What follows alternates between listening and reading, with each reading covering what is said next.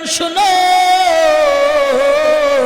তোমার সর্বোচ্চ অ্যাকশন হলো আমাকে মৃত্যুদণ্ড দেওয়া, ফাঁসিতে ঝুলানো, আগুনে ফেলানো। তুমি আমাকে মারো, কাটো, যা করো না কেন, আমি আল্লাহর পর ঈমান আনলাম, ঈমান দেওয়া যাবে না। এরে নবীর উম্মতের দল, ফেরাউনের মেজাজ আরো গরম হয়ে গেল। ফেরাউন আবার মন্ত্রী পরিষদ ডাকালো। মন্ত্রী পরিষদ ডাকায় সিদ্ধান্ত উপনীত হলো কি করা যায়। মা সাথে আমার ঘরে খায়, আমার ঘরে ঘুমায়, সে মুসা আর আল্লাহকে আল্লাহ মানে, আমাকে রব মানে না। কি করা যায়? ফেরাউনের মন্ত্রী পরিষদে এক একজন এক একটা পরামর্শ পেশ করলো।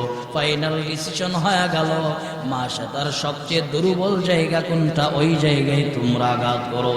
মা সাতার দুর্বল জায়গা খুঁজে তালাশ করে বের করো। মা সাতার দুর্বল জায়গা খুঁজে বের করা হলো। মা সাতার দুইটা সন্তান, একটার বয়স হলো 5 বছর, আর একটার বয়স হলো 2 থেকে 2.5 মাস দুধের বাচ্চা। এই দুইটা সন্তানের প্রতি মা সাতা অতি দুর্বল। মা সাতার 2 সন্তানের উপরে আজ যদি আক্রমণ করা হয়, তাহলে মা সাতা ঈমান ছেড়ে দেবে, ইসলাম ছেড়ে দেবে। এরে নবীর উম্মতের দল, ফেরাউনের মন্ত্রী পরিষদে ফাইনাল ডিসিশন হওয়ার পর ফেরাউন বলল, জ্বালানি সংগ্রহ করো, তৈল ঢালো, ডেকসি রেডি করো, তৈল ডেকসিতে ঢালো, এই তৈলটাকে গরম দাও। মা সাতাকে হাজির করা হলো। মা সাতার 2 সন্তানকে হাজির করা হলো। মা সাতার 2 সন্তানকে হাজির করার পর ফেরাউন এবার ডেকে বলল, মেরে মা সাতা, এখনো সময় আছে, আল্লাহর উপর থেকে ঈমান ছেড়ে দাও, আর যদি না ছাড়ো তোমাকে কঠিন থেকে কঠিন বিচার করা হবে। মা সাথে এবার কান্না করে বলল, ফেরাউন শোনো, আমি এক আল্লাহর উপরে ঈমান আনলাম, ঈমান দেওয়া যাবে না। এরে নবীর উম্মতের দল, এই কথা যখন মা সাথে ডেকে বলল, এবার ফেরাউনের মেজাজ আরো গরম হয়ে গেল। ফেরাউন এবার মা সাতার 5 বছরের বাচ্চাটাকে, ফেরাউন এবার 5 বছরের বাচ্চাটাকে মা সাতার কাছ থেকে টেনে নিয়ে গরম তৈলের মধ্যে ফেলাইয়া দিল। গরম তৈলে ফেলানোর পর 5 বছরের বাচ্চার গোস্তগুলি পরিচয় হয়ে গেল, হাড্ডিগুলি কাবাব হয়ে গেল। তবু মা সাতা ঈমান ছাড়া নাই, ইসলাম ছাড়া নাই। ভাইয়ার আমার খেয়াল করেন, মা সাতার এই সন্তানকে গরম তৈলে ফালাইল, ঈমান দেয় নাই। মা সাতাকে এবার ফেরাউন বলল, বেরে মা সাতা, এখনো সময় আছে, তুমি ঈমান ছেড়ে দাও, ইসলাম ছেড়ে দাও, আর না হয় তোমার সবচেয়ে কনিষ্ঠ সন্তানকে গরম তৈলে ফেলানো হবে। এরে নবীর উম্মতের দল, মা সাতাকে এই কথা বলার পর মা সাতার সবচেয়ে কনিষ্ঠ সন্তানটাকেও মা সাতার কোল থেকে টেনে নিয়ে আসলো। মা সাতার কোল থেকে সবচেয়ে কনিষ্ঠ সন্তানকে টেনে আনার পর মা সাতার অন্তরে এতটাই আঘাত লেগেছে, কান্না করতেছেন, চোখের পানিগুলি ঝর্ণার মতন পড়তেছেন। এরে নবীর উম্মতের দল, মা সাতা কান্না করতেছে, কান্না করতেছে, আর মা সাতার 2 মাসের বাচ্চাটাকে এবার নিষ্ঠুর ফেরাউন গরম তৈলে ফেলাইয়া দিল। গরম তৈলে ফেলানোর পর মা সাতার 2 মাসের বাচ্চার গোস্তগুলি পরিচয় হয়ে গেল, হাড্ডিগুলি কালো হয়ে গেল। মা সাতা কান্না করতেছেন, কান্না করতেছেন। মা সাথে আবার আসমানের দিকে তাকায় বললাম, মা, আমার 2টা সন্তান ঈমান আনার কারণে বেঈমান ফেরাউন গরম তৈলে ফেলাইল, আমি ইসলাম ছাড়ি না, ঈমান দেই নাই। কিয়ামতের ময়দানে এর বদলতে আমি মা সাতাকে কি উপহার দেবেন? এর নবীর উম্মতের দল, মা সাতার এই ক্রন্দন দেখার পর আল্লাহর কুদরত বোঝা যায় না। গরম তৈলে ডিক্সি থেকে আমার আল্লাহ মা সাতার 2 মাসের বাচ্চার জবানটাকে খুলে দিল। ডেকে বলল, আম্মা জান, আপনি কান্না করবেন না, ফেরাউনের কাছে ঈমান দেন নাই, ইসলাম ছাড়েন নাই।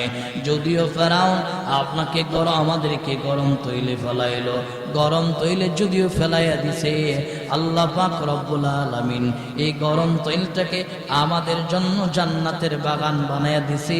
জোরে বলুন সুবহানাল্লাহ। অতএব আম্মা জান, আপনি দেরি করবেন না, এখানে ঝাঁপায়া পড়ুন। ভাইয়ার আমার, অতএব ঈমান দেওয়া যাবে না, ইসলাম ছাড়া যাবে না। ঈমান দামি এক দৌলতের নাম, এক আল্লাহর উপর ঈমান আনলাম। লা ইলাহা ইল্লাল্লাহ, লা খালিকা ইল্লাল্লাহ, লা মালিকা ইল্লাল্লাহ, লা রাজিকা ইল্লাল্লাহ। এক আল্লাহর উপর ঈমান আনলাম। ঈমান দেওয়া যাবে না রে ভাই, এর নবীর উম্মতের দল। অতএব ঈমান দামি দৌলত, এটাকে ধরে রাখো, ধরে রাখো। আজকে আমার কথার দ্বারা ঈমানটা নরমাল পয়েন্টে চলে গেল, 0 পয়েন্টে চলে গেল, কথার দ্বারা ঈমান চলে গেল। এর নবীর উম্মতের দল পায়ে ধরে বলি, আল্লাহ নবীও বলেছেন সাহাবা আজমাইনদের মাজলিসে আমার পয়গম্বর বয়ান করতেছেন তরবারি উঠাইয়া, এর সাহাবা একরাম শোনো, তোমাদেরকে যদি তরবারি দ্বারা দ্বিখণ্ডিত করা হয়, তোমাদেরকে শলিতে চড়ানো হয়, আগুনে ফেলানো হয়, তবে ঈমান দেওয়া যাবে না। জোরে বলুন ঠিক কিনা?